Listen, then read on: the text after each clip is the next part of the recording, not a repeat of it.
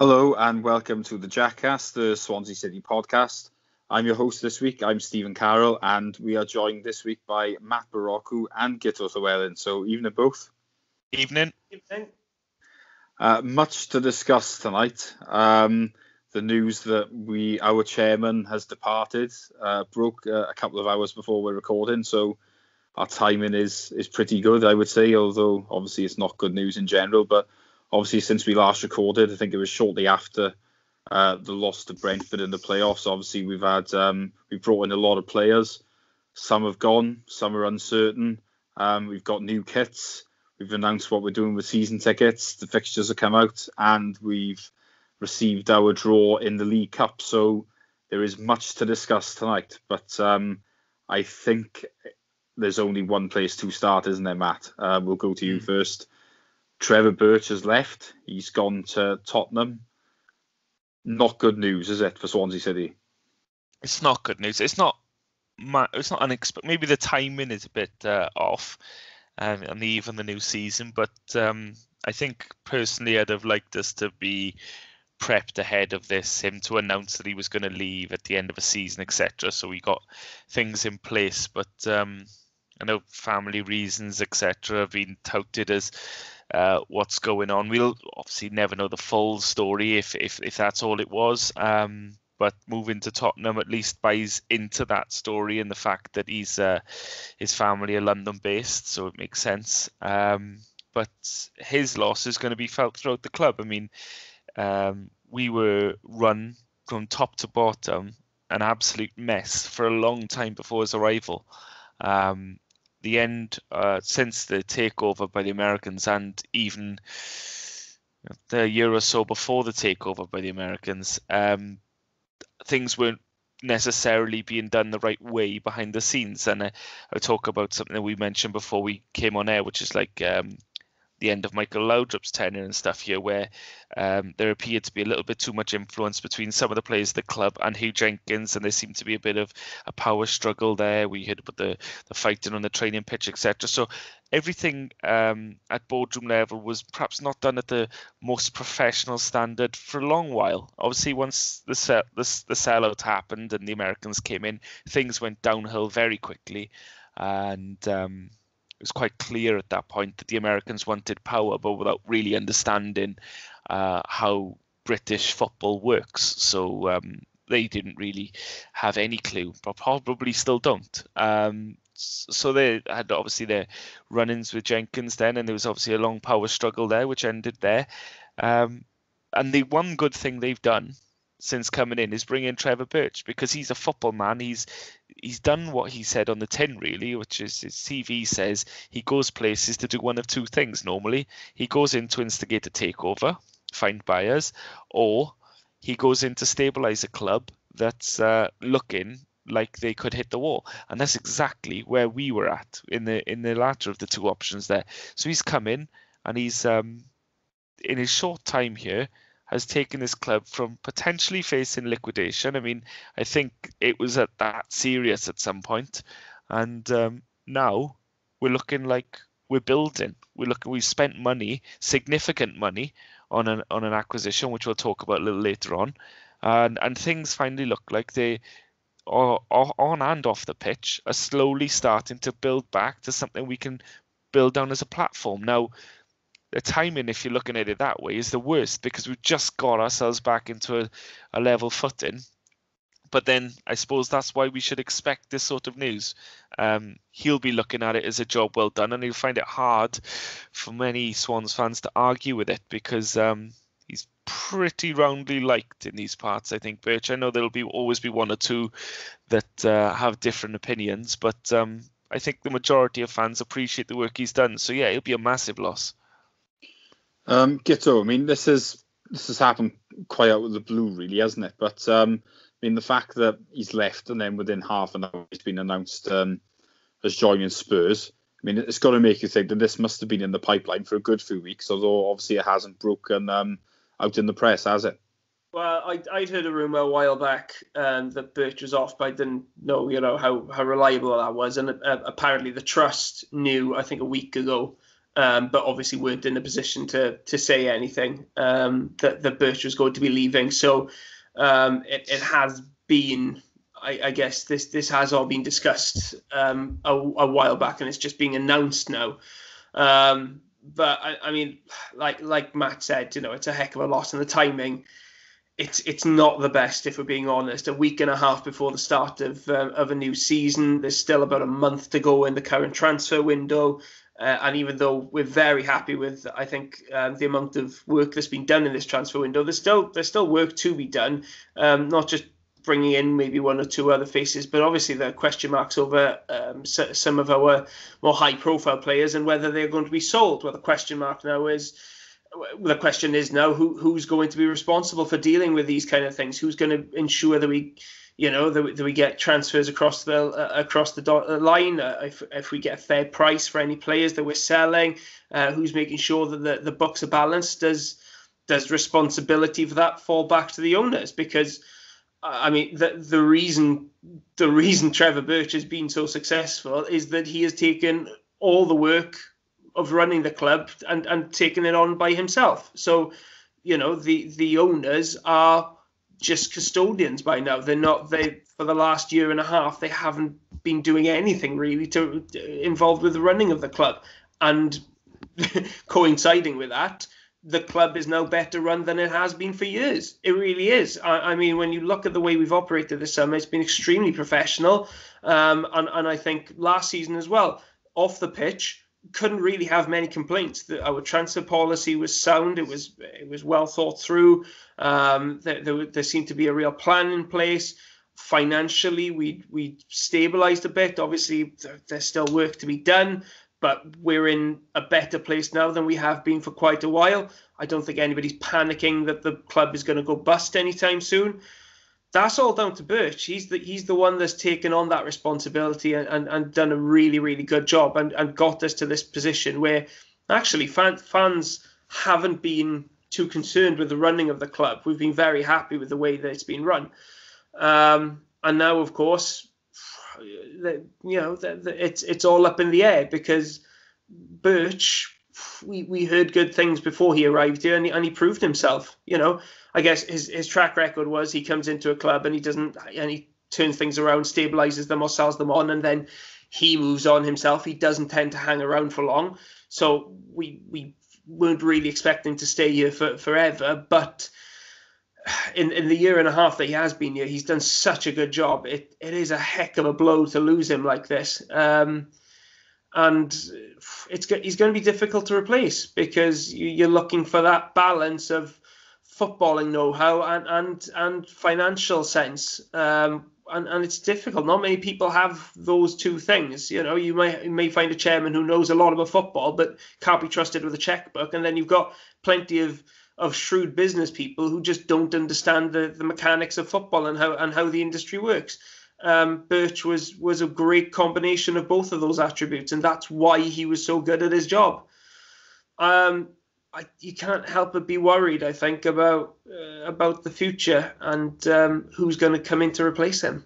Steve, what do you obviously Birch he's on a fair whack, isn't he? He was on about $500,000, wasn't he? So I think we all knew that a club that was downsizing as dramatically as we were after being relegated to the Premier League was never going to be able to keep someone like that on long term whilst we were stripping assets left, right and centre. Almost like a consultancy role, isn't it, Birch? In that he's brought in on mega bucks over a short time period to fix things, to steady the ship, and he's done a great job, hasn't he? Oh, well, absolutely, yeah, he has done a great job. I mean, if you look at when he took over, from my point of view, I think the relationship between the club and the supporters was as bad as it's been probably since the Tony Petty era, because we were just in disarray. Nobody was really saying much behind the scenes, but even if they did, it was crap. And if you look at the two transfer windows for me in particular, where it got to the deadline day, and it seemed like we were trying to ship everybody out, and there was no real explanation for it. And it just seemed to me as if there was no faith whatsoever from the fan base in those that were making the decisions. And it was understandable, because obviously the decisions that were being made were baffling and they were going to do us a lot of harm. So, yeah, I think that's one where we will miss him, in the sense that he's sort of this safe pair of hands that you sort of trust. It seemed like the plans were a lot better, the communication was better, and that was the key thing from it, really, because obviously he had all this experience of being at clubs that were in financial trouble. Let's be honest about it. But then you look at the decisions that were being made in the transfer market. We were selling a couple of players, but then we were investing in areas where we needed to improve. So, if you look at last year, for example, we had a far more rounded squad, it felt, than the year before, where a couple of injuries in the wrong position would have put us into big trouble. Whereas last year, I think if we did have injuries, we did have cover, even if it wasn't as good. But that's just sort of standard stuff, really, isn't it? But, like, for example, the year before, if McBurney had got injured, we were in the shit because there was nobody else. Whereas we played Matt Grimes left back for a lot of the season before, didn't we? Yeah, he did play some games in there. Yeah, you're right. We were short there, weren't we? And obviously when Roden got injured, another injury at centre half would have put us into trouble as well, wouldn't it? But luckily we did manage to get away with that one. So yeah, I think, like I say, he's just this calming influence, person we trust, or did trust, I should say, and obviously now he's gone. I think it'll be interesting. Is there anything more to it that meets the eye? I mean, in all fairness, you look at it and just think, obviously, talking about this thing about him being London-based, and he's been offered a better job. It's probably a lot less stressful because obviously he's not going to be the chairman at Spurs, I wouldn't have thought, and you can't really argue with it, can you? I'm not convinced there is anything untoward with this, but the problem is you do just never know, do you? Obviously, he's made all the footballing decisions since he came here, and the fact now that we do have this Jake Silverstein coming in, buying X amount of shares, which I'm sure we'll discuss later, could that have upset the apple cart? We just don't know, do we? Is the honest answer, because we still don't know a great deal about him, his intentions, how many shares he's bought, etc. So it's a difficult one. I suppose time will tell, but I think without doubt we will miss him, won't we? Can either of you think of someone that maybe could replace him? I mean, I haven't seen anyone mention Hugh Jenkins, but I'm going to shoot that one down straight away. I most certainly do not want him to come back. Oh, can you imagine? I mean, that would cause a stir. Wow. I don't think it would be a great idea for Hugh Jenkins to come back. I'm not sure if enough water's gone under the bridge yet for that to be considered. We need a tsunami. I don't think Harchester United would even run that storyline, to be honest with you. I think you're at a level where Hugh Jenkins is he's not going to be back yet. I can't envisage that happening. I know some people have these thoughts of this happening, but no. Harchester is a reference that's going to go over the heads of a lot of our younger as well. Yeah, sorry, showing a little bit of age, aren't I? Yeah, God, that's an old school reference by now. Yeah, it is. God, yeah. I mean, stranger things have happened in football than Hugh Jenkins returning. I mean, we've seen him linked with other clubs. He is keen to get back involved in football, but the things, he'd lost his touch by the end of his tenure here. There's no doubt about that, and there's so much bad blood between Jenkins and so many fans. I can't see that one being, and the owners even as well, given the way he left. Yeah, that's the main positive, is that they pretty much hate him, don't they? I think. Yeah. You can't see anybody kind of wiping the slate clean with Hugh Jenkins. Having said that, I mean, this was their education, wasn't it? I mean, they were trying to force through the Dan James transfer, and he forced that not to happen, telling them it was such a terrible deal, and they ended up recouping over double that at the end of the season, which maybe they didn't feel was going to happen, and maybe that then was the straw that broke the camel's back was in January, but then realising that, well, that's where they brought Birch in, because they clearly didn't have a clue, and maybe there was an admission on their part then that they didn't really understand the market over here. And so perhaps the bad blood from the Americans towards Hugh Jenkins may not be as fierce as we think. Maybe they realised that he was right in that regard. Who knows? Maybe, but let's hope not. To be honest with you, your answer to your question, so I don't really know. I mean, chairmen aren't necessarily celebrities in the same way that players are. They are managers. So I don't know any that are floating about that would necessarily. I didn't know of Trevor Birch before he came here, so it was a name that was alien to me. But I couldn't answer the next chairman role. Just looking into we probably want an outside appointment, is what I would say. Any of you think someone at the club is ideal for this?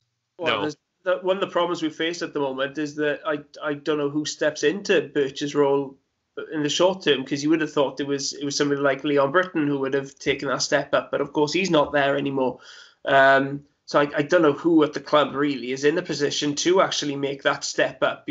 You're asking more for the owners to make a step down almost and take on a few more of those responsibilities, which can't really last for very long, I would suggest. I think you've probably got there'll probably be a week, 10 days between now and then an announcement. So I think they'll just try and keep paddling and then trust that Birch has left them a firm idea of the finances, where they can proceed and where they can't, and that then beyond that, then they know what numbers they've got to work with, and Cooper and Andy Scott can continue to work on bringing in players, or Andy Scott can take over that role if you like, and it's a very interim thing though, as you say, Guto. I can't see that lasting longer than a week, 10 days. That's something to plug a gap, but yeah, a new chairman, not from internal. We can't promote someone that, and we can't even give someone that job. It's not like you give a manager a shot, like we did with Martinez, etc. I don't think it works that way with chairman. You have to have, a keen understanding of how that works. If anything, the best person to ask would be Birch himself to say, who do you think is, could be someone that could come in and do a job for us? Because he, being in that type of industry, he would know, wouldn't he? Yeah, as long as he doesn't suggest the Ken Bates type, and then we get left with that.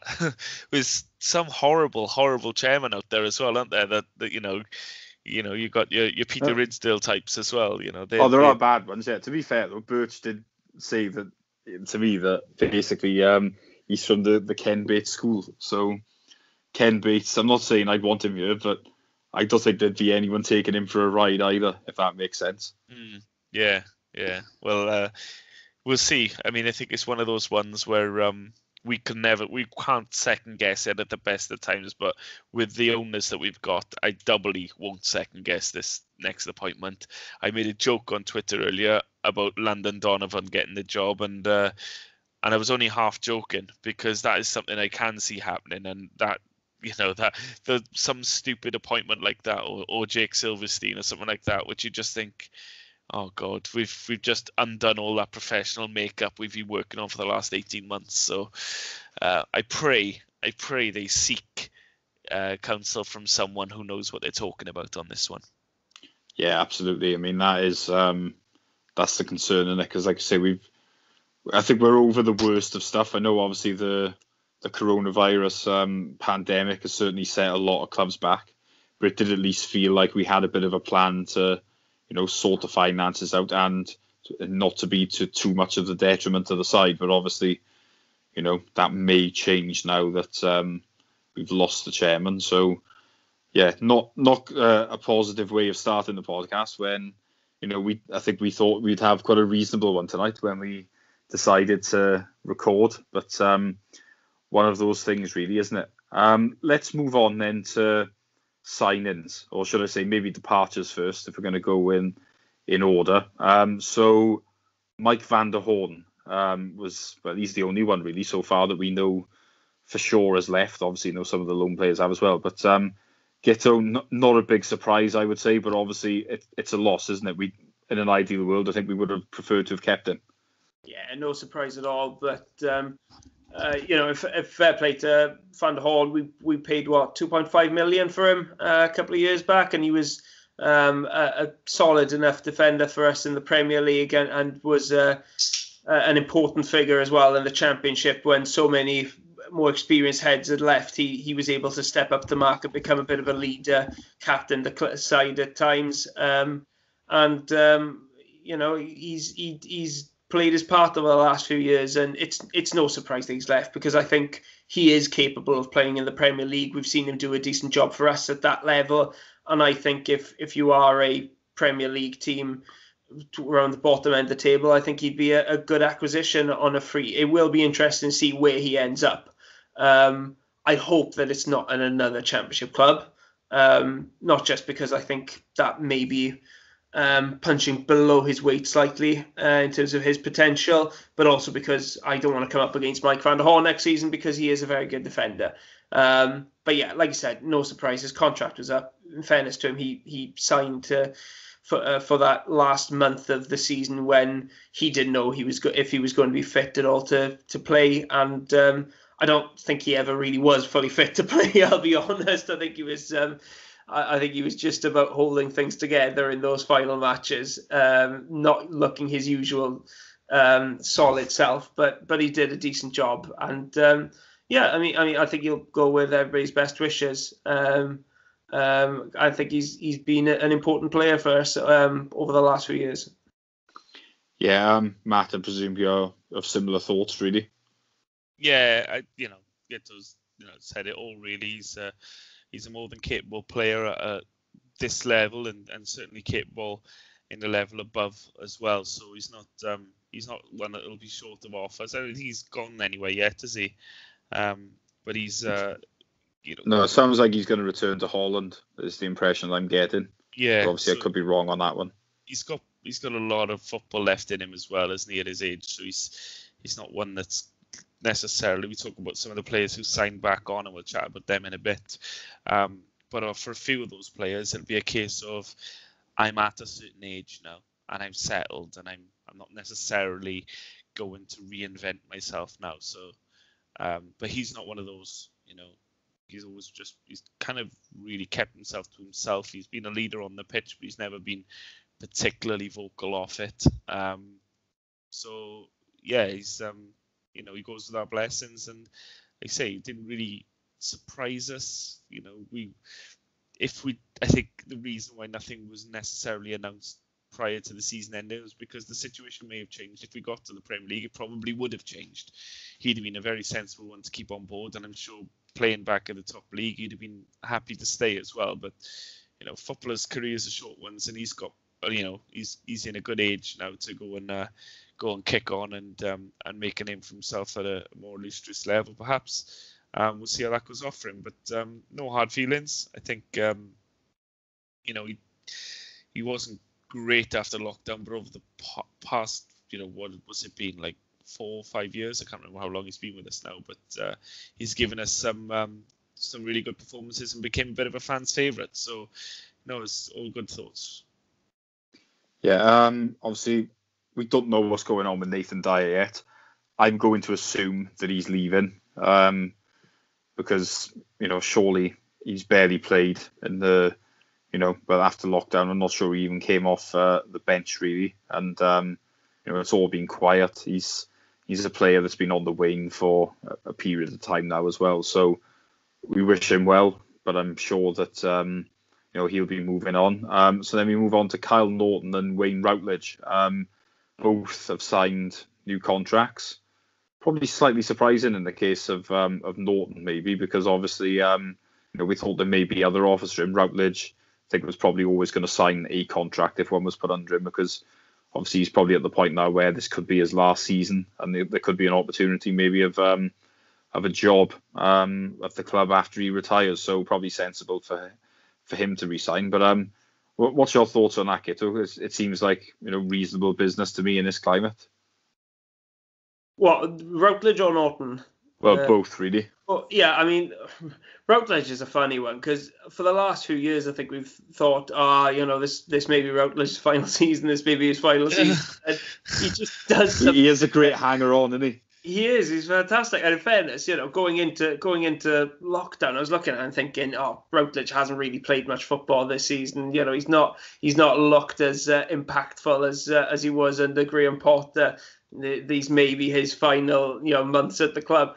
And then suddenly he just pops up and puts in these game-changing performances. Really, he scores a goal of the season against Reading, plus the goal that eventually gets us into the playoffs. I thought he was really good against Bristol City, the previous match as well, and that's been enough then to get him a new contract. And it seems like he's a very highly respected personality around the dressing room as well. So he's clearly a good personality to have around the place. He's not on the kind of wages that he was before. It's worthwhile keeping him around the club for another season. At some point or another, he is going to run out of gas. At some point or another, he isn't going to be able to provide for us anymore. But the comparison's interesting with Dyer because Routledge is older than Dyer, and at one point they both looked to be at kind of similar stages in their career. When we were in the final years in the Premier League, they weren't playing as many games. They were bit part players, really struggling to have any kind of impact at that level.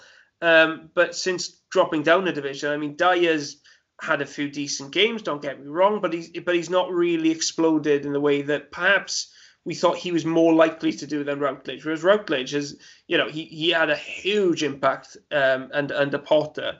And this season again, he's popped up and he's shown that he's still capable of having an impact on matches.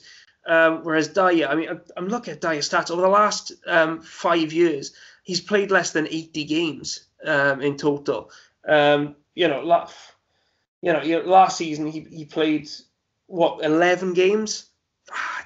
I can't help but think, even at his age, he's better off going somewhere else where he can rekindle his career, make the best of his final years. I think it'd be best for all parties, really. I don't think he can contribute much to us at this stage, and I'd love to see him go to a team at the bottom of the championship or something and find his rhythm again, find a bit of confidence, get minutes under his belt, and show that he can still do something at this level, even if he's not quite up to the standard that we're looking for. But yeah, Routledge, great that he's going to be here for 10 years, for the full 10 years. And Norton, you'd say, is one that's going to have a bigger impact. Last season he was one of our most dependable players. Rarely put a foot wrong. And he's another player who, since dropping down from the Premier League, has found a different gear. He's found this persona in the club. He is one of the senior figures now, and he's really done well in that role. He is that calm, dependable presence at the back, the man that you can just put at right back, left back, centre back, and you know that he will do a decent job. And in the last few years as well, he's been popping up with goals every now and again. It's a no-brainer. If he was willing to sign, then yeah, he had to sign, and it is an extremely valuable signing because he allows us to play different formations as well. His flexibility gives us that, on top of course, his leadership qualities and his obvious defensive strength. So yeah, those are two solid signings, especially Norton's. Yeah, Matt, what's your thoughts on those two pieces of business, really, or three, I should say, I suppose, with possibly Dyer departing? Yeah, well, Dyer, I think, as you say, we're just expecting that news to come out at some point, and certainly been no talk of him negotiating a new deal, and maybe if there was any deal on the table, he may take it, no matter what the pay cut, because it's been a long time since he's had an impact. I think the difference, Guto was alluding to the fact that Routledge is a little bit older. Routledge is funny. He's like a cockroach in a nuclear holocaust, isn't he? Because he's really one of those people, as he said, for a few years now, we keep writing him off. We keep saying he's gone. This is time. He's done. This is it. And then he, just right when his contract's about to expire, or when something's happening at the club, he seems to come up with the goods, and you would just think, well, do you know what? And no one's ever had a bad word to say about Routledge, is he? And yes, he may be a bit older than Dyer, but I think the fact is Dyer relies on raw pace, and he doesn't have that anymore. So he's really struggling to impact games, because it's harsh to call him a one-trick pony. He's not, but his strength was always his pace. And he doesn't have the pace or the confidence to go at people. He's really ineffectual. Routledge was more of a burst of acceleration, which has stood the test of time better, and a very, very technically gifted player, something Dyer would never actually have, probably claimed for himself. So he had that in his locker, Routledge. So he's always more of a technical standpoint, Routledge, which lasts longer in your career than never really goes, as opposed to pace. So that's why I think with his age he still has more to offer, and I think it's a sensible one, and particularly the timing of his heroics in the last day against Reading has really brought everyone into that. Everyone's kind of congratulated him and thanked the club for giving him that opportunity to stay on again, and they're all happy. And I don't think anyone would begrudge him that, particularly. And Dyer, I think, wish him well. I don't think he's got a future at the club. I can't see us moving forward with him in the team. So, as you say, you should just go and play football somewhere. Even if we just, even if it means that we just loan him out and someone covers most of his wages, and if that's the issue, then just make sure he just goes and plays and makes himself appealing to someone to take him on. Because at the moment I can't really see. But now I think his contract's expired now, isn't it? Yeah, it has. Yeah, so he's got to go. I think his time was to be loaned out. It's come and gone. He just needs to find a new club. Norton is a surprise, I think, as you say. He was one perhaps you felt like maybe would have had other offers on the table, and maybe did. I don't know, but to see him sign on again was great, because he is one that's very much still useful, and not just as a bit part player. If we have an injury and a player's out for 6-8 weeks, Norton can fill in for the whole 6-8 weeks, no problem, in a multitude of positions as well. Very versatile, and has been used all over the back four into midfield as well. So he's a player that you'd love to have around the club, just because he gives you that option. If you've got him on the bench, you just know you've got 4 or 5 positions ticked off if we get an injury or sending off. So I'm really happy with that. And as you say, those two guys that signed on as the ones I was alluding to earlier on when it comes to their age, when I was comparing to Van der Horn. So it's great news for the club, because it adds a little bit more stability. We've added a lot of new fresh faces, so it's good to keep a couple of the guys around that have been here for years now, and to show the guys the ropes, really. Yeah, I mean, speaking of familiar faces, I mean, we'll move on now to our new arrivals, but we'll start with maybe 2 that are not new arrivals, so to speak, because we've got Freddie Woodman and Mark Guay here coming back for another season loan. I think this has to be considered good news. I mean, there was the possibility of Stephen Bender being the number 1, which I did think was realistic, but obviously that's not going to be the case now with Woodman coming in, and obviously, Guay was probably a revelation, really, wasn't he, after the the lockdown, and with the fact that Van der Horn is now gone. I think it's and of course Ben Wilmot is not going to come back here. He's probably going to play for Watford. This has to be considered good news. So Matt, we'll go back to you then. I mean, you must be quite happy with the fact that those 2 players have come back. Yeah, I was one of the ones in the last podcast actually that thought that maybe Woodman wouldn't come back. It sounded at the time that Newcastle were more interested in a sale than another loan. But he's a very good, very capable keeper at this level. I think he'll always give you a 7 out of 10. He's just safe hands. He had a few shaky moments last season. I think he'll know that. He's very young, and I'm hoping that another 9 months under the stewardship of Margetson and stuff, that we've got a very, very capable pair of hands between the sticks. I would have liked to see Bender go for it. Made sense to work with our own. Let's hope that it doesn't mean the end of Stephen Bender either, because hopefully he's just been promoted to the second choice keeper now, and he's looking to get the cup games for us. And maybe as much as I don't want to return to the Graham Potter world of keepers changing every week, but certainly if he puts in a good cup run, it'd be maybe more of a Gerhard Tremmel feel, where he'll get a bit more game time than necessarily a second choice keeper would usually. But that's if he's up to the task. So, it'll be interesting to see one way or the other. So, and Mark Guehi as well. interesting because prior to the lockdown, I don't think there would be many Swans fans who would have wished us to exercise that option for the full year. But no, he turned out to be our best defender, which was a shocker, really. He really grew into the position, really, really impressed. And he was as instrumental as Wayne Routledge in that game against Reading. There was 2 or 3 occasions where they really, really should have scored and would have killed it off completely. But no, he's really come of age in that 4-month break or whatever it was, and grown into it. So I'm chuffed because, we've been put into a position then where we obviously agreed this second year if both parties are happy, and Chelsea are going to be happy now. He's getting proper game time. He's established himself as one of our main centre backs, and I see nothing but good things going ahead for him. So fingers crossed, he's fully established in there now, and he can bring on the likes of Ben Cabango, take him to the next level, and who knows what the future holds for Joe Roden either. So it'll be very interesting to see, but it's so key that we got him back for another year now, which is, again, as I say, bizarre, something I wouldn't have said in February. Yeah, Guto, he came of age, really, didn't he, Gray, after the lockdown, and I think pretty much everybody will be glad to see him back, won't they?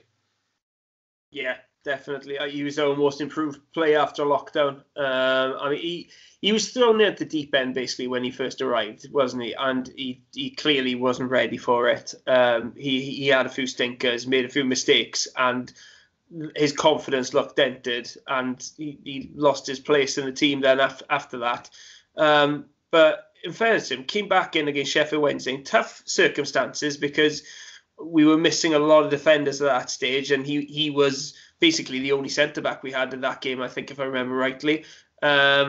So he had a lot of responsibility on his shoulders, and the Swans weren't very good in that first half, and he really rose to the occasion, and he never looked back after that, and he always looked very comfortable, strong defensively, very good football as well. He had the best passing accuracy of any player in the entire squad last season, which obviously helps us the kind of football that we like to see the Swans play.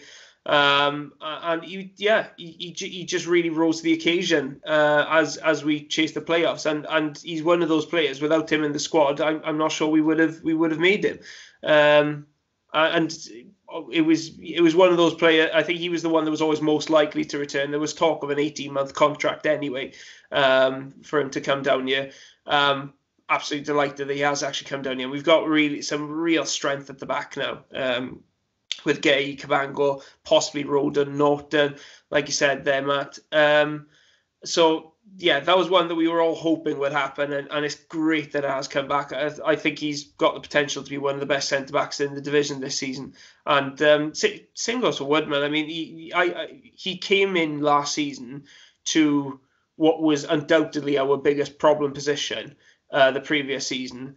And at 19 years old, he managed to get himself ahead of Nordfeldt and Mulder in the side, establish himself in the lineup, and was just a solid presence throughout the season, really. I mean, and when you look at the amount of goals conceded from goalkeeping errors last season, the Swans were among the best in the league. And I don't think there are many better keepers than Woodman in the Championship last season. When you look across the whole division, and the standard of goalkeeping, which isn't massively high anyway in the Championship, admittedly. But I think another season at his age of first-team football is only going to make him a better keeper. And I was one of those people who actually did really want to see him come back as opposed to Bender. Nothing against Bender, but he's still young, and he's making a step up from League Two to the Championship. He's untested at this level. Woodman, I know we're not going to find out how good he is until he's tested at this level, but Woodman is an established Championship goalkeeper by now. He's proven himself more than worthy of a first team spot at this level. And I feel much safer going with Woodman, but hopefully, of course, Bender will get a bit of experience in the cup matches, and who knows in the league. Bender's only 21 too. He's still very young. He's still got time to develop. Goalkeepers develop later than outfield players, usually anyway. So I don't see a reason for him to to think about leaving the club at the moment. I think what a season as Woodman's understudy will prep him well then to take over at the end of this season, assuming Newcastle will not allow Woodman to go out on another loan. Yeah, I think that's fair enough. I mean, looking at the other players we brought in, obviously Conor Gallagher is a player that we're not going to see come back to Swansea. So he's been replaced by Morgan Gibbs-White, another highly rated player on loan from Wolves for the season. I mean, Matt, this seems like, another one where Cooper could have pulled off, a good player coming in here that's, hopefully going to make the difference for us. Because that position where, a player that can play as a number 10 or maybe a little bit deeper, but with, the mind looking forward rather than back, that was what we were going to need if Gallagher wasn't going to return, wasn't it? Yeah, definitely. And listening to what Wolves fans said about Morgan Gibbs-White was very much a case of he's a very talented player, but really needs to knuckle down now and give it a good year or two, consistent football and performing week in, week out. So it appears as though maybe he needs the right man to put his arm around him and hopefully, having worked with Cooper in the England setup, that he'll have found that. We saw that a lot last season. Players who was very surprised to see buy into what we were trying to do last season, whatever it was for the majority of the season, because I was at a loss for most of it. But players like Andre seem to absolutely love it, and other players around were just saying how the Gallaghers and the Brewsters were saying how brilliant it was and how much they were thoroughly enjoying it, knowing what they were getting into with Cooper. So, far be it from me to say, but these are players who are saying these things, and Gibbs-White may be another one who just buys into whatever Cooper's trying to do. So if he gets the best out of him, then yeah, we can perhaps tap into something. It was something we used to do years ago, wasn't it? Is take players that maybe had gone off the rails elsewhere or not quite establishing themselves and realising their potential and getting something out of them. And hopefully for the year we've got him now, Gibbs-White steps up and gives Wolves something to think about next summer. Certainly a player that's obviously come with a lot of potential, and now would be looking to solidify himself as a first team player at some club. So it's very important, that role. We do seem to have, though, that position, that creative position. We have a few players now that are looking at that position as, well, who comes and who goes, and there's speculation over the future of Birch and Selina and stuff, and what you do with Jan Danda, etc. George Byers and other, who you've got a few players there who similarly tick similar boxes.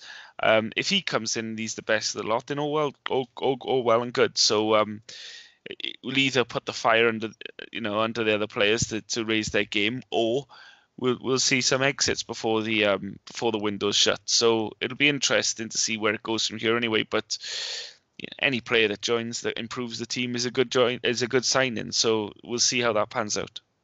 I mean, Guto, were you a little bit surprised by this deal? Because I got to admit I was, because he does seem to be one of those players that's been on the bench a lot for Wolves and has made quite a few appearances for the first team, even though they've been as a substitute, really. So. And obviously, Wolves don't carry the biggest of squads, or they haven't under Nuno Espirito Santo. So we were a bit surprised we managed to pull this one off. Yeah, it wasn't a name that I would have said at the start of the summer was likely to be available, because, I mean, maybe not last season, but the season before, and certainly he had quite a lot of experience in the first team. And you look at him, he's only about 19, 20, but he's already played around, I think, 70 senior matches, and half of his appearances have come in either the Premier League or the Europa League. So at a very young age, he's got a lot of experience. And not long ago, people were talking about him as the next big thing, etc. I mean, whenever I've seen him play for Wolves, I've thought that he looks very neat and tidy. He doesn't look out of place in that free-flowing style of theirs. He's a good passer. He's got good physical attributes. should fit in really well here. And last season, obviously, he didn't get a lot of minutes. The news from Wolves fans is that he wasn't very good on those occasions where he was given a chance.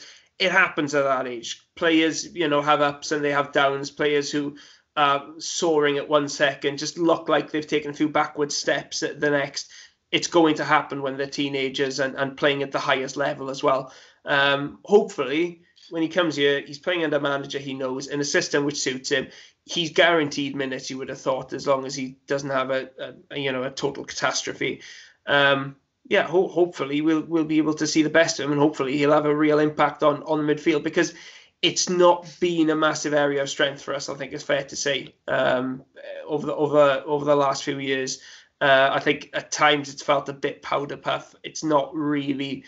It's struggled to really command. We've struggled to really command that midfield area. He's a player who hopefully can help us in that respect, as can Corey Smith, of course, Steve. Yes, that was he was going to be my next one, really. Corey Smith was the Bristol City captain, holding midfield player who he was our first signing of the window. This looks like good business as far as I'm concerned. I think we probably did need maybe an upgrade on someone like Jay Fulton, and it'll give maybe Matt Grimes the opportunity to play a little bit further forward. That's certainly how I'm seeing it. So what do you think, Guto? We'll go back to you. Do you think he'll be a starter? Because that's what I'm expecting from him. Yeah, I think so. As long as he's fit, I think he's probably going to be starting. And it gives us something that we've not had from any of our midfielders, possibly going back as far as to the dying days of Leon Britton's first team career. He's got that physicality, that bit of bite. He's not afraid to put in a tackle. I know the stats will tell you Grimes puts in his fair share of tackles.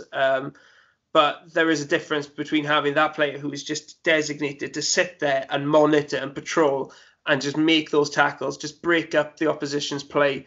I think if you have somebody like Corey Smith alongside Grimes in that midfield, you've got a chance of dominating midfields again. And as much as you want to play, beautiful football and passing football, you need that player in midfield that's going to allow you to do that. I mean, we the whole time that we were playing fantastic football, and Martinez and Rodgers and Laudrup, etc., you had players like Bodder, like Leon, like Allen in there breaking up play, winning, stopping the other team from playing, and then allowing the more attacking players then that freedom to go and enjoy themselves. I think it's something that all fans have agreed we've been missing. And Corey Smith he's not going to be flashy. He's not going to make many headlines. He's not going to get in any championship teams of the season, I don't think. But he does some very basic but important duties that we probably haven't been seeing from a lot of our other players over the last few years. Yeah, Matt, I mean, how do you see it? Do you think that was the type of player we were missing in midfield? Yeah, definitely. It's where you start, isn't it? From a team like us, it's where you start. You have to gain the control of a midfield again, and it was something that we had been missing for a few years. Going back to, as you say, as Guto says, really, going back to before our immense struggle towards the end of the Premier League era, really, we were controlling midfields in the first 3 or 4 years, and that was how we got so advanced, because we were able to take the ball off teams and not give them a sniff. And it's no matter who you face up against, if they can't get the ball off you, they can't hurt you. And that's where we built our ethos from, really. The saying we kind was, you control the midfield, control the world, and that's exactly what we were doing. Now it's a leap to go from that Europa League team to where we're at now, but Corey Smith sounds to me to be a step in that direction again, to be getting a proper anchor in there, getting someone who breaks up the play and starts building it from the back as well. He seems to be very neat and tidy. He's had his injury problems at Bristol, and that's perhaps signalled the end of his time there. But by and large, Bristol fans are disappointed to see him go, and obviously as their captain as well. And he's not a great goal scorer through his career. He's not someone who's going to, take a great deal of strain off the front men in terms of the goal exploits, but neither was Leon Britton. But his impact was massive for us over the years he was here, and hopefully Corey Smith will have, if he has a tenth of the impact Leon did, then it'll be a fantastic signing, because we need someone to start those attacks, to be able to find that simple 5-10 yard pass that gets us on the front foot and gets us at the opposition again. So yeah, I got nothing but good vibes about that appointment. I think he's someone where you build that, and then you start putting players around him. As Guto rightly said, you put a Corey Smith in there, and all of a sudden you move in Matt Grimes. You move in players, so you start building a team around the player like that. And you move Matt Grimes 10 yards further forward, and he starts playing the balls into the final third. And that's where you kind of shift your team players around then and say, this is where we begin. So the position was vital for us, and I'm glad we've got that done. We got that done very early doors, which again is going back to what you were saying about our conduct in this transfer window has been nothing short of exemplary so far. Yeah, it has. There's no two ways about it, really. And the other signing that we've made is Jamal Lowe, more of a winger / striker, but we've actually paid money for him, believed to be around £800,000. I mean, Guto, I didn't think we were going to spend any money on any players in this window, so I'm quite surprised by that. But it does sound like we've obviously got a bit of a bargain because of Wigan's financial situation. Well, put it this way. Jamal Lowe cost Wigan $2.5 million just 12 months ago when they bought him from Portsmouth. We've just taken him for $800,000. We are absolutely ripping them off. I mean, like it's been said though, right? Do you feel bad about it because someone made the point? No, I don't, because of what they did with Martinez years ago. I do. I mean, like, I love the pettiness of football fans. I really do. It's brilliant, isn't it? It's just... You can't feel bad. I mean, who felt bad for us when people were circling us like vultures after we got relegated from the Premier League, taking all our players for pennies when they were worth 5 times as much? No one turned around and said, oh, should we offer them more for Federico Fernandez? He is an Argentinian international. No, we'll have him for £4 million. They robbed us blind. It doesn't matter. No one cares. Football's ruthless. Get over it. In fairness, a lot of those players, we wanted them to go as well. So very true. We were happy for them to take a couple of those players off our hands. But yeah, I you don't want to see another club go bust. So and Wigan have just been absolutely shafted by their owner. There's no doubt about it. It's disgraceful what's happened there. They've just been totally sucker punched at a time when they were actually building a really good team and looked to be on the up.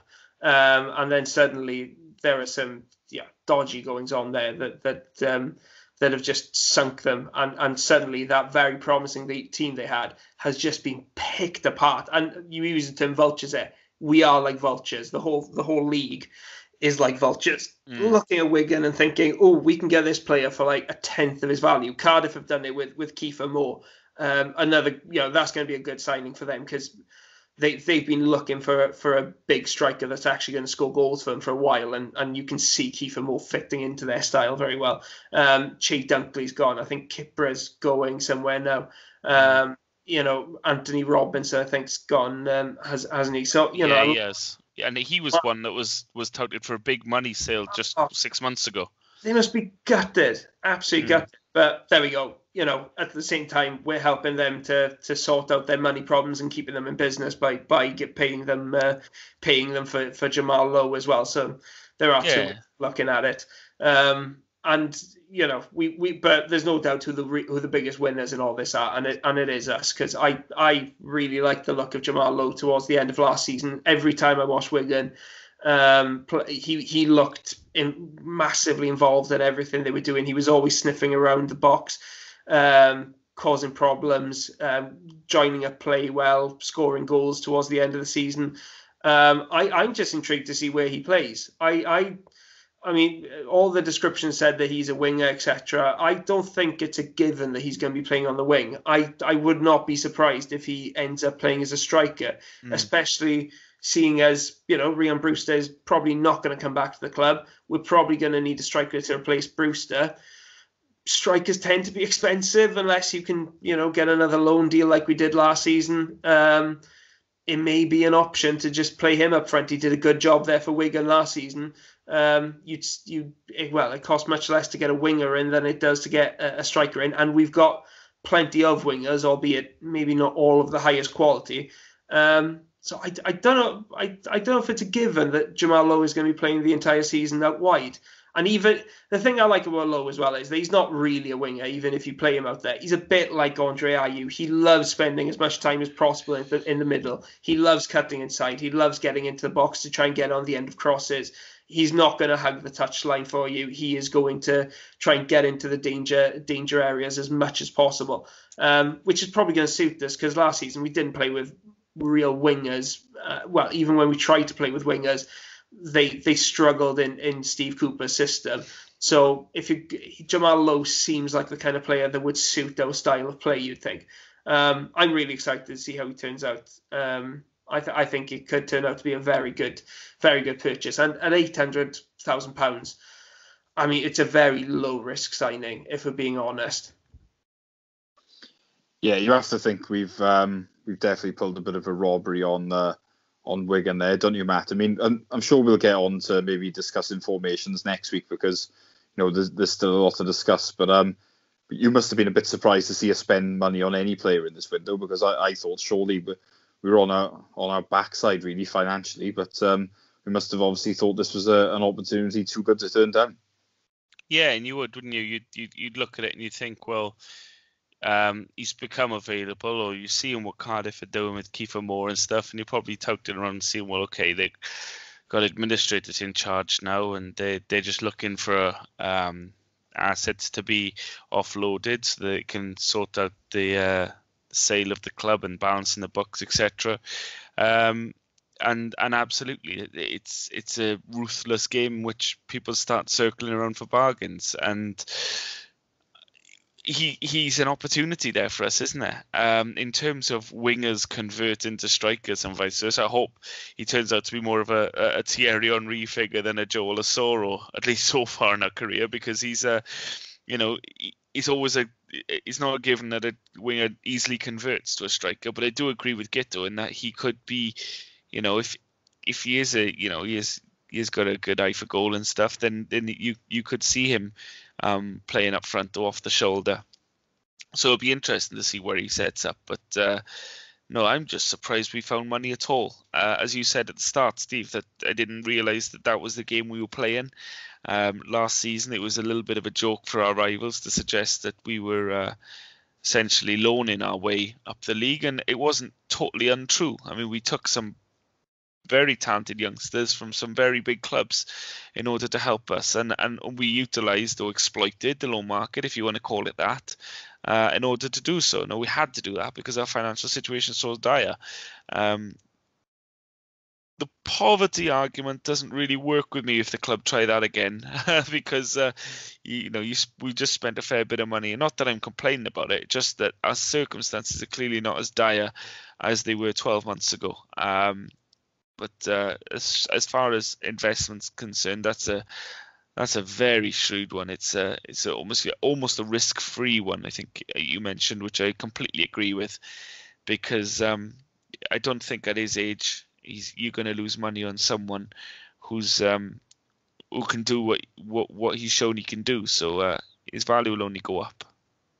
It does seem like that, doesn't it, at the moment? I mean, let's move on to the Twitter question now, because that links in quite well, really, with what we're going to discuss next, is in terms of, what else do we need, really? Because obviously we brought those handful of players in, but at the same time, I think it can be argued where we definitely need a little bit more, because obviously quite a few players have departed. So, we did ask, really, what do we need? Reece McMillan replied saying, assuming we don't lose key players, I'd say another striker, possibly a centre-half. Striker being priority, centre-half not so much so, as we have Roden, Cabango, Gray, a few under 23s as backup, and Kyle Norton. Ross Power said, the squad looks short of a centre-back with experience. If Cooper doesn't see Asoro or Peterson in his plans, then another attacking player as well. Damien Lloyd says, definitely a striker. It's going to be very difficult to fill the hole left by Brewster. Downtown Howell Brown says, a prolific striker. Rodri Owen, left-sided centre-half and a centre-forward, assuming we don't lose any key players, and hopefully we can offload a few. Ben Church says, a striker to start, backup left wing-back, backup right wing-back, backup centre-back. Mainly saying we need depth. Ashley James says, realistically, backup for AU and experienced centre-back. Liam says, a centre-half who can play at left-back, like Derek Williams. Obviously, a striker is a priority. Kerry Lloyd Morgan, definitely a striker to fill the gap left by Brewster. That's if we don't lose at AU. Experienced centre-back and goal scoring number 9, either for cheaper on loan, maybe a continental player loan option, like Kalulu could work out, or someone like Florian Balogun from Arsenal. That's from Jack Army 555. And Charlie Collier says, a centre-half and a striker in desperate need.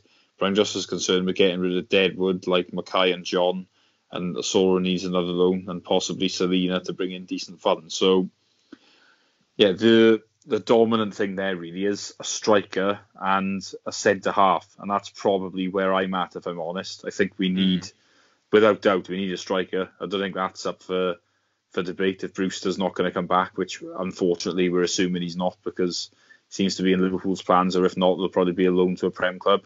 And then you're looking at centre-half wise, we are very inexperienced in there now. And if we want to play 3 at the back, then we do only have 3 out-and-out centre-half, plus if someone like Brandon Cooper is going to come in. So I think we need someone else there. And that goes without, if any of our key players like AU were to go. So definitely think that's what we need at this stage. I mean, Matt, do you see it in a similar way? Yeah, I think those 2 positions particularly stand out, don't they? Obviously, Brewster's done well. Liverpool pre-season. It's kind of hard to assess, though. I mean, Klopp's spoken highly of him and said he'll, be around the first team. But these things develop, don't they? And I'm not drawing too radical a comparison to say that Lukaku was expected to make his breakthrough at Chelsea in a pre-season game and missed a vital penalty, which cost Chelsea the shootout, and then the rest is history, really. And I think not to put too much of a downer on Brewster's career, but I think perhaps maybe that it may turn out to be his Lukaku moment, and we're not lost in the woods. And not taking the tongue firmly out of my cheek now, but the noises have come out that the club do still feel like there's a chance of it happening. So it's possible that maybe there's some potential there for him to come out, and that if he does go on loan, that we do believe we are still firmly in the front seat for that to happen. And it all depends. We seem to have a good relationship now with a lot of the Premier League clubs, but let's be realistic and say it's now down to a slim chance that he returns.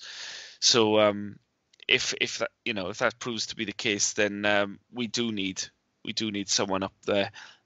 Even if Jamal Lowe is put up there as a striker, then it leaves us with Jamal Lowe, Andre Ayew if he stays, and Liam Cullen. So we are so short in terms of experienced strikers. Then it leaves us with one, if you can call Andre Ayew a striker. So we desperately need that. And the team lineup where we saw Jay Fulton playing centre half, I think it was, against Forest Green, shows that perhaps we're not sorted at the back either.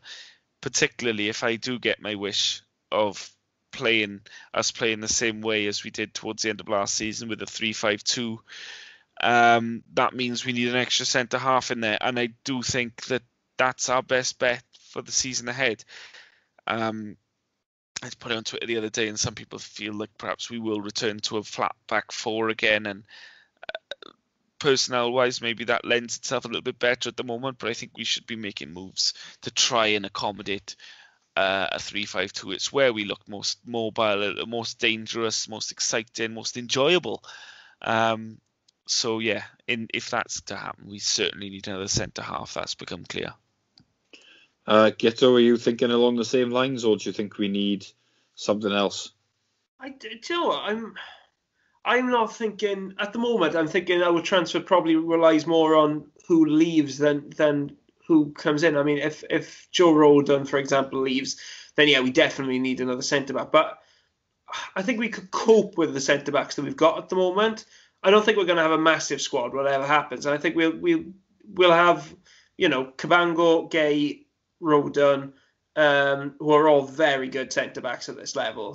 They're not just decent; they're very good at this level. Norton proved that he can be a really good option in the back five as well. You got 4 there. You've got somebody then for like Cooper, who gives you that backup if need in an injury. If say injuries hit. I mean, maybe you'd want another one, but I wouldn't be going out there looking for. I think real depth is what you're looking for there more than anything. Just somebody to make up the numbers in case of an injury crisis. Up front, it all depends on what we're doing with Lowe. Are we going to be playing him as a striker or as a winger? Because if we are thinking of playing him as a striker, like Wigan did towards in the second half of last season, then you've got somebody like Lowe, you've got Cullen, and you've got the option of Ayew then. All options if you're playing us up front. 3 options for strikers is kind of what we've been used to at the club over the last few years. We've not tended to have more than 3 striking options at one time. But if Lowe is playing on the wing, then obviously we definitely need another striker. I think it's too much to ask then for Liam Cullen to step up and be our main striker, because it's such a key position. If you don't have a decent striker, your life is made so much more difficult at this level. I'm really looking forward to seeing Cullen getting minutes this season, coming off the bench, etc. But starting striker, I think, needs to be somebody who is ready to go and ready to score goals in the Championship, and and we've seen as well the last few years, not just score the goals, but link up play as well. It's such an important position, and it may be one where we look to get somebody in on loan again, like we did with Brewster. I can't see Brewster coming back. I think if he does go out on loan, it'll be to another Premier League team, which is probably what he should be doing really now for his development. He clearly, he was way too good for the Championship last season. 1 goal every 2 games. Scored all sorts of goals as well for the Swans. I just looked to cut above the division when he played. So I'd expect him to go somewhere in the Premier League if Liverpool don't fancy using him as their main backup striker. But I mean, there was one person there saying a backup left wing back as well. Yeah, I mean, Declan John wasn't in the squad today to face Forest Green, which possibly suggests that he's not part of still not part of Cooper's plans. In which case, yeah, we need somebody there to challenge Bidwell for that spot. I mean, Bidwell really raised his game at the end of last season, but I can't see him lasting an entire season playing the way he did in that final month. He'll exhaust himself. So those are the kind of areas that I'm looking at, but I don't think we're too far off now. The striking position is just the one that we've got to really focus on if Jamal Lowe isn't going to play there, because, like I said, it is just so important. But apart from that, I think the squad is generally looking pretty decent. It's not got the it's not the deeper squad, but we saw with Nottingham Forest last season that depth isn't the be all and end all. They had tons of depth, but when push came to shove, they were lacking quality in the starting 11. And I'm looking at our starting 11 at the moment, or at least our potential starting 11, and thinking, do you know what?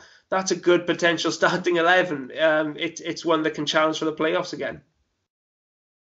Yeah, we'll move on now from that then. Thank you to everybody who responded to the question, but there's so much to get through. We still need to try and get through it. So Jake Silverstein, or Steen, depending on how you pronounce it, this one really came out of the blue, didn't it? Even more so than the Trevor Birch, really. I think it was on a Friday evening where a statement went up on the club website saying that he'd made a significant investment in the club that was matched by Steve Kaplan and Jason Levian.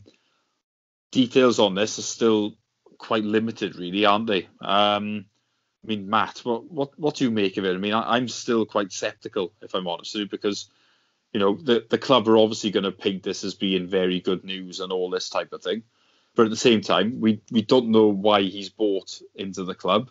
We don't know how many shares he's bought, who shares he's bought, for what price, etc.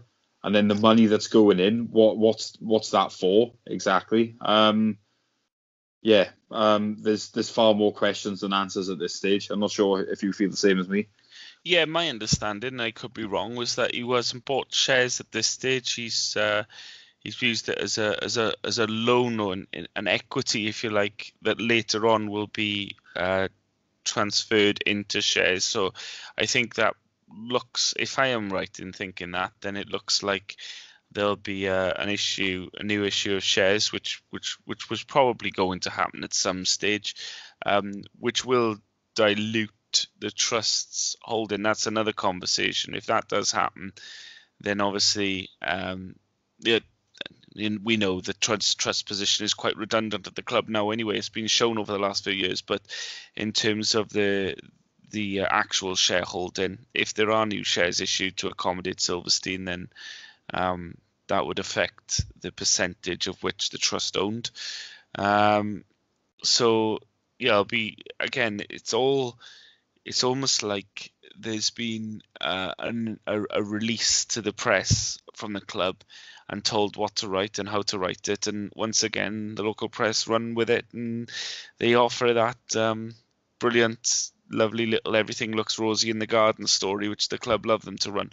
We don't know what's going on, to be honest with you, Steve, and history has told us not to trust the Americans as far as we can throw them. So I think from our perspective, I think you're well in your rights to be skeptical over it, and we will see how it plays out. Now, is fair assumption to say that the initial investment that came in, which was matched, as you say, by the current owners, has led us to be able to afford Jamal Lowe. Maybe it's the cash injection the club needed to be able to compete in an active transfer market. So it'll be interesting to see if that's what's transpired there. But these are investors, aren't they? At the end of the day, they're looking to make a return off their buck. And if signing someone for 800 grand who can make them £3.5 million next summer, or get us into the Premier League next summer, then it's a shrewd investment indeed.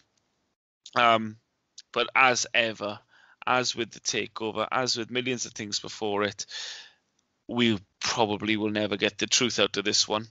We've just got to hope that the owners have got good intentions. History's told me to say that was grimacing, really. But I think we're kind of powerless now, aren't we, as a fan base, as a club, to really do anything until the trust decide whether or not they're going to take the owners to court, and we get some movement on that. Then it's all very stagnant, and we just have to wait and see how it plays out. Yeah, Guto, I mean, are you a bit more optimistic about the situation, or are you a bit cautious like me and Matt are? We just don't know, do we? I mean, he's bought shares in the club. He's every right to do that. He's put a bit of money into the club, but what his role is going to be, in the long term, we still don't know. He's going to be on the board, but how active is he going to be? Is he going to have any particular responsibility? Is he going to be involved in the decision making? I mean, he does have some experience of decision making in sport because he's a minority owner of the Houston Dynamo. But we've talked about this before. The structure of American sport is totally different to football in this country. Owning an MLS club where you don't have the threat of relegation, where the transfer system is totally different, and the quality of football as well is slightly different. Everything works differently there. It doesn't really prepare you to own a football club in the Championship. I mean, the investment in the short term is welcome because it probably just it eases the nerves a little bit at a time when all EFL clubs are struggling financially because of the pandemic. Like you said, it's probably helped us to buy Jamal Lowe and just get a few other players in, cover their wages, etc.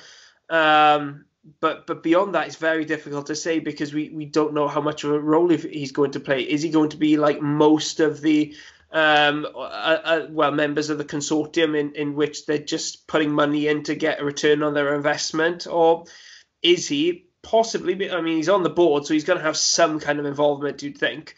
Is he going to be involved in the day-to-day running of the club? Can I cut you off, Guto? Yeah. Purely because in the last minute, a man called Julian Winter has been appointed Chief Executive of Swansea City. I'll read out the statement now. We are pleased to welcome Julian as the club's new Chief Executive. As part of the appointment process, we received significant positive input from many constituencies within the club and those who have worked with him at prior clubs. His extensive industry experience and collaborative leadership style will be a valued addition as we embark on this next chapter. Winter has said, I'm obviously delighted to be selected as the new CEO of Swansea City. I look forward to getting started at the club on a day-to-day basis, meeting the staff. What else does it say? He spent 4 seasons at Huddersfield Town as a chief executive, appointed as a director in 2016, helping them win promotion. He's previously, before that, 3 years as Watford's chief executive.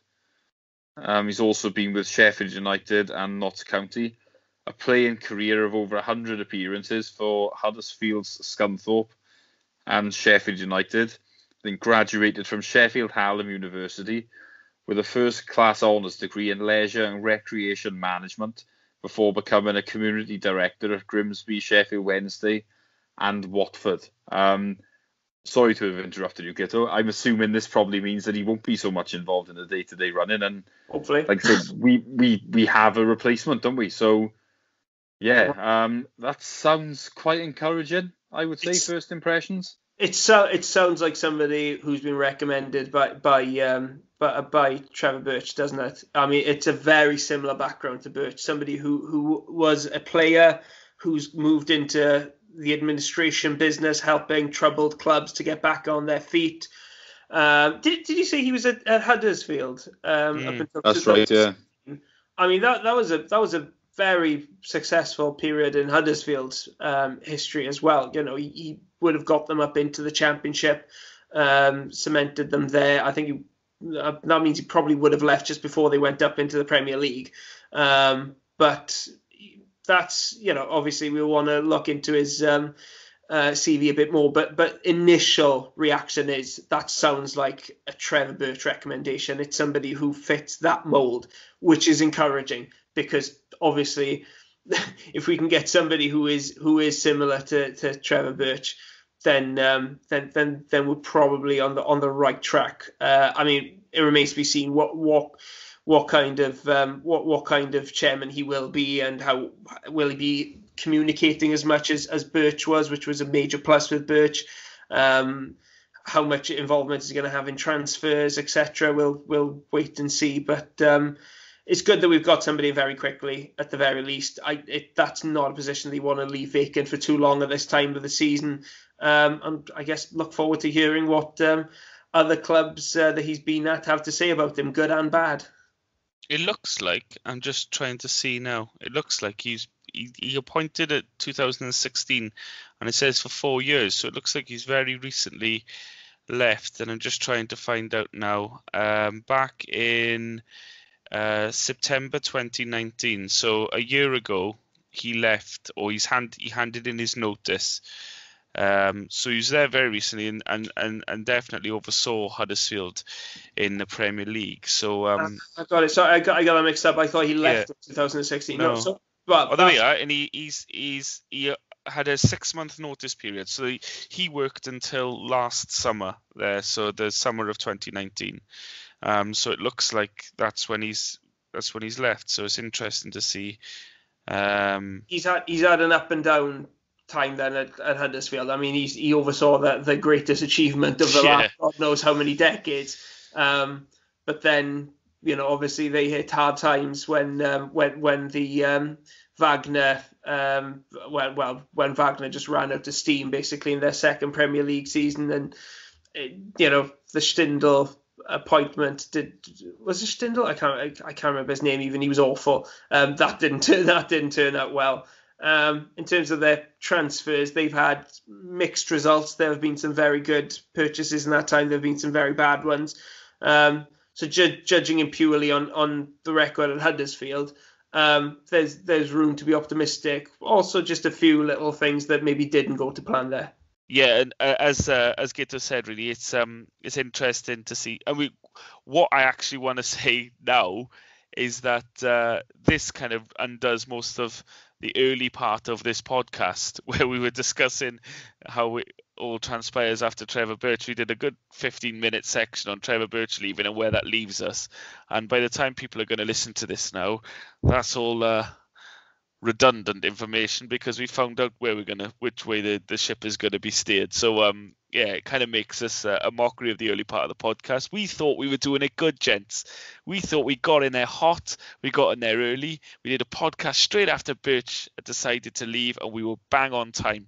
It turns out we were about 3 hours too early maybe to do this one, but no, from looking at his CV, it looks similar sort of mould in the sense of a man that knows a lot of football, has been around this level and a level above, and I can only take it at extreme face value at this stage. I don't know anything about the man, but it does look like it fits that Trevor Birch mould, and that we're going down the similar sort of route with this appointment, which is probably exactly what we were all saying at the start of this podcast. We need another football man at the helm. Please don't leave it to the Americans. Please don't leave them to make the decisions. And if he's going to be the man steering it, then he steered, Huddersfield Town to the Premier League, or he's at least big part in it. So fingers crossed that he's got his fingers on the pulse and is not all doom and gloom, which is what we were worried about at the start of this pod. Yeah, certainly time will tell. But yeah, so as you say, a bit of a strange pod tonight, really, with that coming on. But we're not done yet. There's a few other things we need to discuss. Season ticket refunds. There's no way we could let that one lie. I mean, it doesn't look like you can get. I remember it's a very complicated email, which I've not read. I've not read back today, if I'm honest with you. So correct me if I'm wrong, guys. But the case of, obviously, if you don't take a refund, then you will get streams for all the home games plus the midweek away games. And obviously, if you do want a refund, though, you can only claim it monthly, I think. That was said. I don't think it's a great deal. I've got to be honest with you. I understand the club wanting to keep the money, but I mean, Matt, you made this example earlier, didn't you, about you can't plead poverty when you've just spent 800 grand on a player. I think they're pulling a bit of a fast one here. And if I'm honest with you, I think it's about time, if there's money issues down there, that the players took a cut. They didn't take a deferral because, I mean, say now all the fans do defer 100 quid. That could easily still plunge us into administration because of the financial issues that could come with it. I mean, you can't keep asking the fans all the time to make these sacrifices. And I'm not being funny, but 400 plus quid to watch 30 games on a stream, that's crap as far as I'm concerned. I don't know what you think. Well, what are they? They're like a tenner a piece, aren't they? So you're already £100 out of pocket doing it that way. So if you consider that pure economics that way, then it's a bad deal. But looking at beyond that, the pandemic hit the world and took us all by surprise. And how countries dealt with it beyond sport, there's a lot of question marks over it. But in sport, everything was shut down, and there was a slow process of: are we going to continue the season? Are we going to finish the season? Are we going to null and void it, or just end it there? And different leagues made different decisions based on all sorts of different factors, and so it was all about managing in that moment. But the season 2021 was one that should have factored into that thinking back in February time. So to now come to the cusp of the season and say to fans, look, this is where we're at, it's not good enough. It's not good enough to offer fans. Again, ask fans to try and give the club some leeway with this, whatever, when they've had this long to speak with the EFL, to speak with FA and any other, and broadcasters and stuff, and come up with a plan for this season based on any of the available scenarios. The scenarios we're in now is we're not allowed in the stadium. We may be allowed in the stadium later on. Some fans may be allowed in sooner than others. There may be a rotation of fans. It's unlikely, but it's possible that we'll maybe back to somewhere near bigger crowds towards the end of the season or something like that. Now, that could have been foreseen back in February when this hit. It's not rocket science to say that we may still have been in this situation in September. So to not have anything feasible to offer the fans, or for the decision for the EFL to make sure that there was a blackout on the Saturday away games, is a poor one, and I can see a lot of fans taking a refund, and no one can blame them, because one point of distinction which was made after the fact by the club, it was very unclear on the initial statement and looked like it alluded to you losing your season ticket, one you've had since you moved to the Liberty. You lose it and you start again 21-22. Now that appears not to be the case. You can just stop your season ticket, but you keep your seat and you'll still be asked to renew in January as per before for the next season. And surely by January, again, we may have a more of a picture of what happens for next season, depending on where we're at then. So at least that gives you the opportunity now to not be had, because they did have for an hour or so the fans by the bollocks. They had the fans thinking, so you're basically telling me to pay an extortionate amount to watch streams on a TV, especially if there's two of you, two adult season ticket holders. Steve, in your situation, for example, you and your dad, two season ticket holders, you can't have a refund and a stream option between you. So you're basically paying of over £800 just to watch 30 games. It's incredible that they came up with that as a solution, and it was really poorly thought out. So people were left in a bit of a situation where they thought, well, I really don't want to have to give up my season ticket. I like where I sit in the stadium, and I like having that seat, but I'm being told that if I don't shell out £800, but for me and my dad, or me and my wife, or etc., whoever it may be in the household, then I'm forced to give it all up. So it's not a good option for fans at all, and I can see a lot of people now opting for the refund, which is their right. I think we made the point back when this was all going on that there's a difference between saying, look, can we, this is unforeseen, we can't possibly have planned for this. Do you mind us keeping that little bit of money? We'll do all we can to accommodate you with the Swans TV streams, etc., and all the aways, etc., or whatever, for the rest of the season. But please, can we keep your money, because we are really struggling financially. And the vast majority of fans said, yeah, go on. Yeah, see it through. But to take next season's money, which we've had no value of at all yet, and offer us a similar deal it's a worse deal. It's a much worse deal. And it's a bit rubbish, really, Steve. I got to be honest, it's not a good deal at all. Yeah, well, as I've said, that's how I think about it, really. I mean, Guto, are you sharing similar thoughts, or do you think it's sort of the club making the best of a bad situation?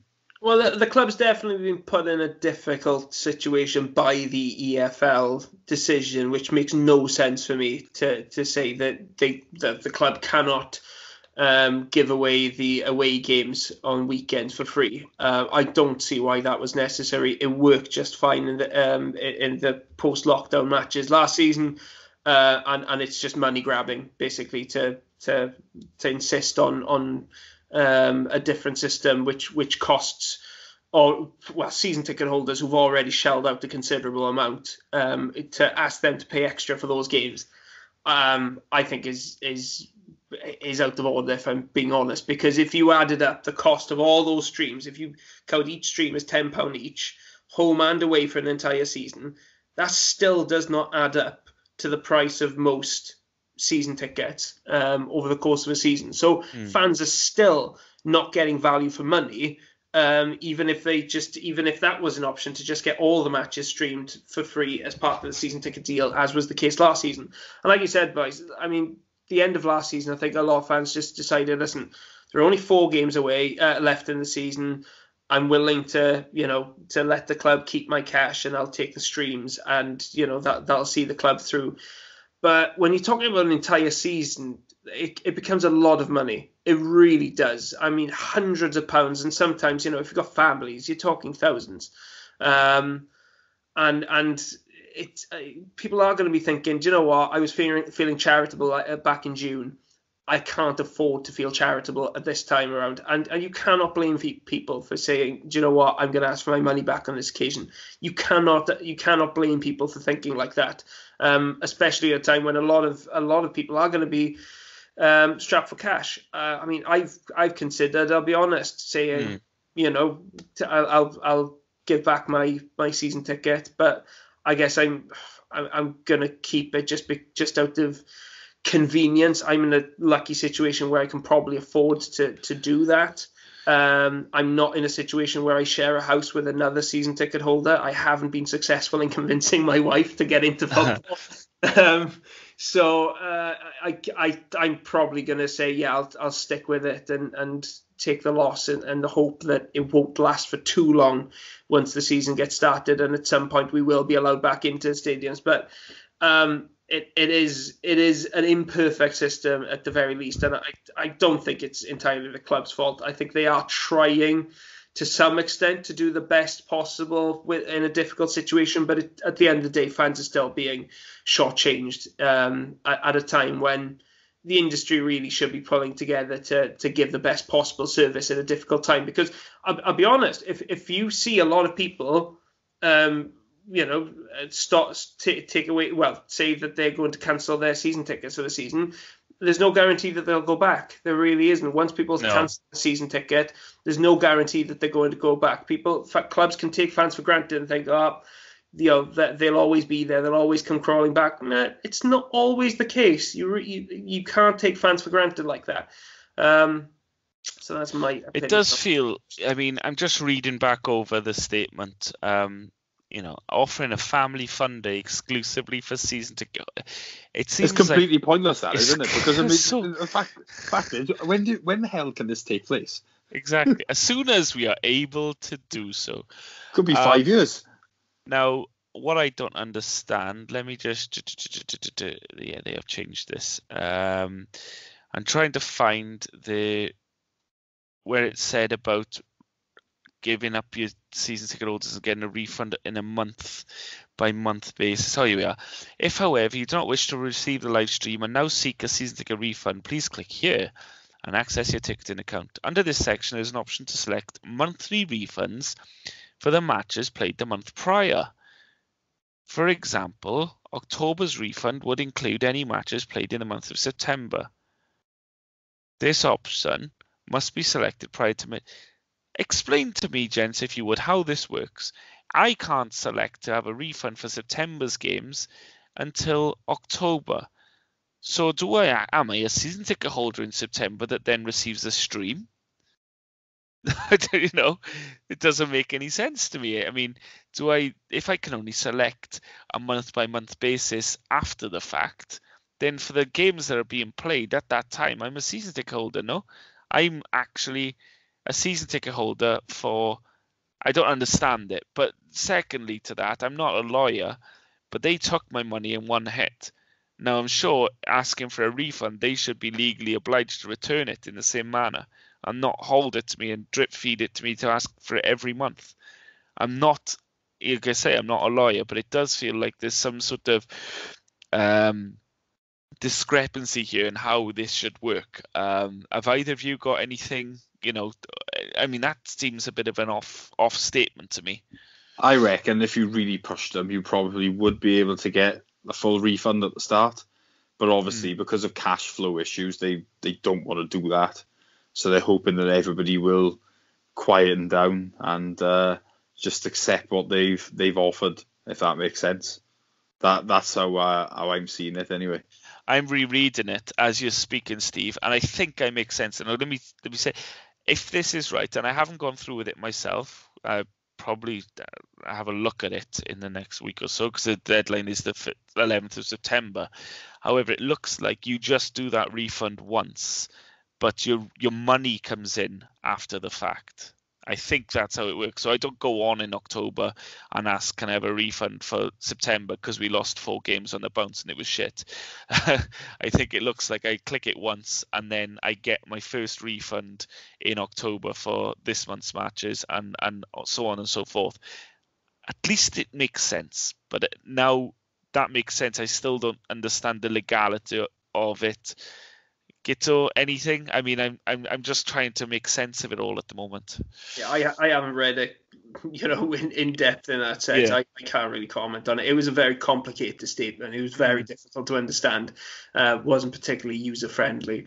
I know the marketing girl was on Twitter trying to respond to everyone in the morning saying, you won't lose your seat, you won't lose your seat. And then in the end, they gave up the ghost and actually went on and changed the statement to say, you will retain your seat. So I think that was a lot of people's concerns put to rest then, that they aren't throwing away their club seat and position in the stadium for the sake of the pandemic. So it made no sense. Why would you open it all up to a lot? It didn't make any sense. So I'm glad they made that clear that wasn't going to happen. Maybe, gents, if this is going across the EFL now and everyone's doing something similar and we see refund requests in the 50, 60, 65% mark of all the season ticket holders, then maybe there'll be a clamour of clubs running back to the EFL and saying change your viewpoint now, because otherwise we will cease to exist as a league structure in a year's time. Certainly it'll be interesting to see how the feedback is across the EFL here, because like I say, it looks more sensible just to take the refund at the moment. Yeah, I think so. It's well, it'll be interesting to see how many people do take a refund and do take a stream, because they've sort of got us in the way. Obviously, we all want to watch the games, but at the same time, if they're taking the mick, then and as Guto has said, the interesting thing being, if you annoy fans, sometimes they'll be pig-headed and they won't come back.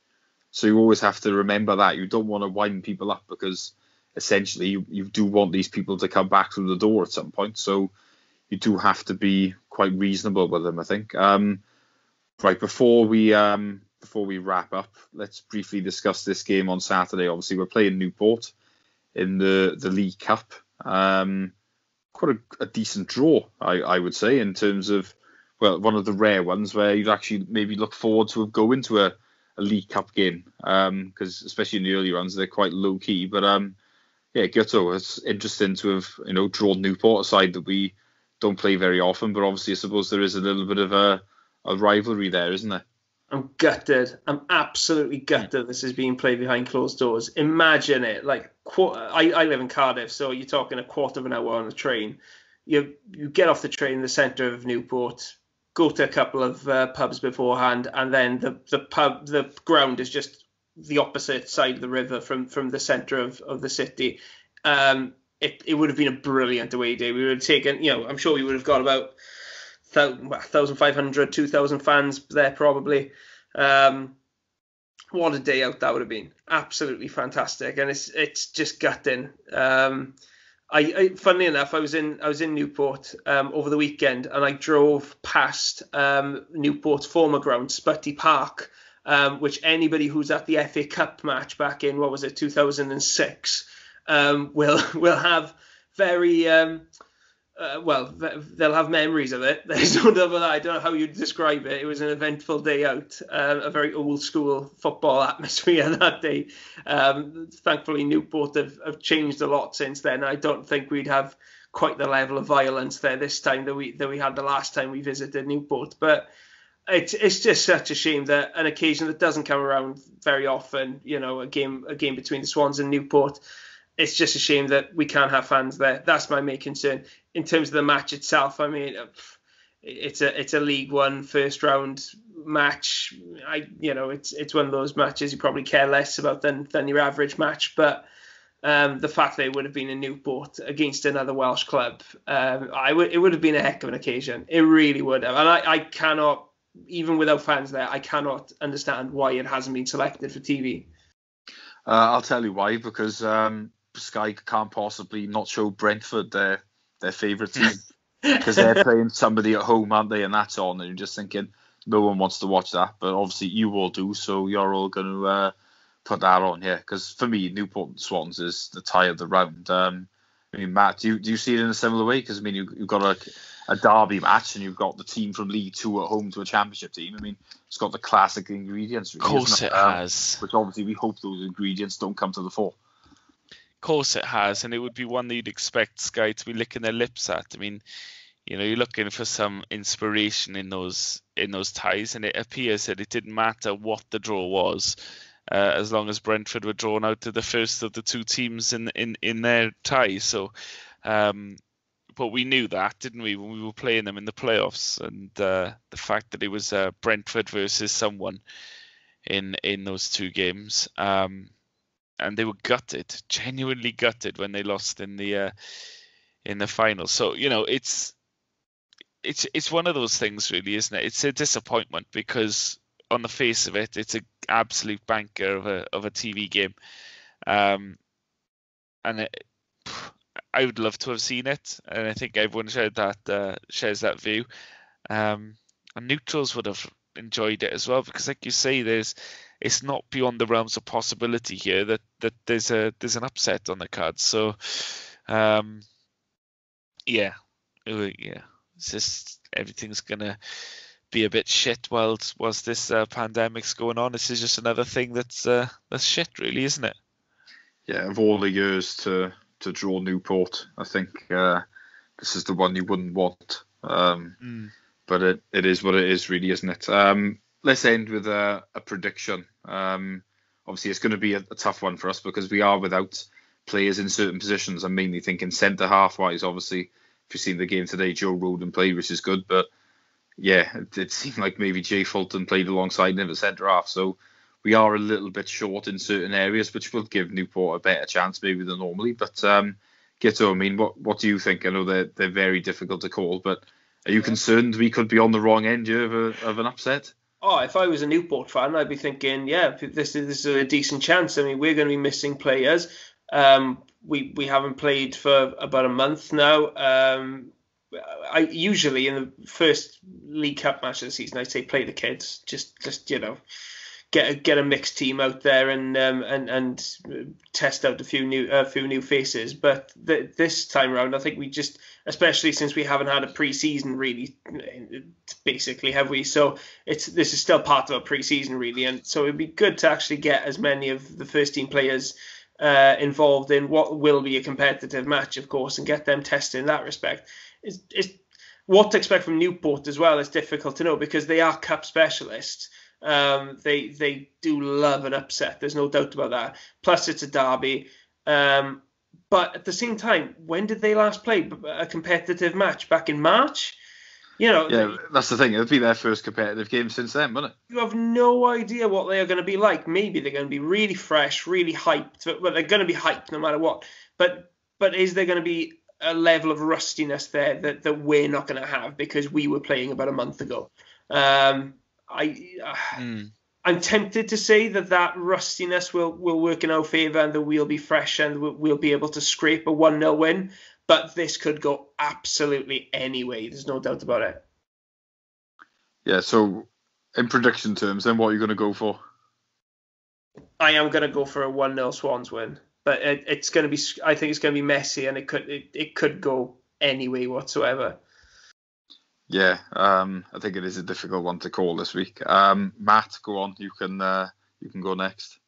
I'm gonna keep a tab on the predictions this season. So we got something else. There's loads of stuff, guys, that we got going on. Sorry to just take this off on a slight tangent before we finish.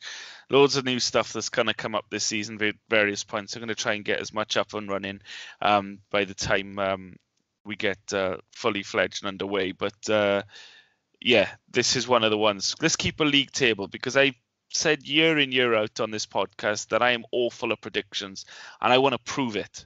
I want to prove it by showing me cast adrift at the bottom of the league table, but behind you two guys on predictions. And I'd echo Gito's sentiments really. On paper, it's an opportunity for Newport, but not having played for 6 months is a massive ask to get them coming back match fit at the competitive level. So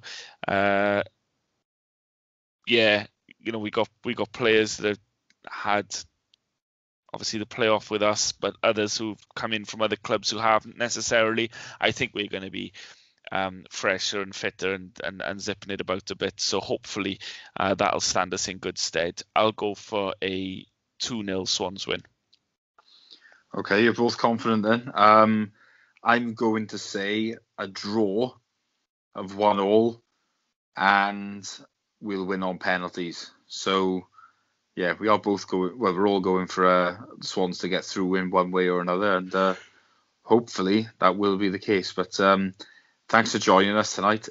This might be our longest one ever. I got a feeling we're not far off a couple of hours on this, but there's so much to discuss, and obviously stuff breaking during our recording. So yeah, it is what it is, I suppose. But we should be back more regularly now with obviously the season restarting. So yeah, we'll look forward to that. But thanks for joining us, and bye for now.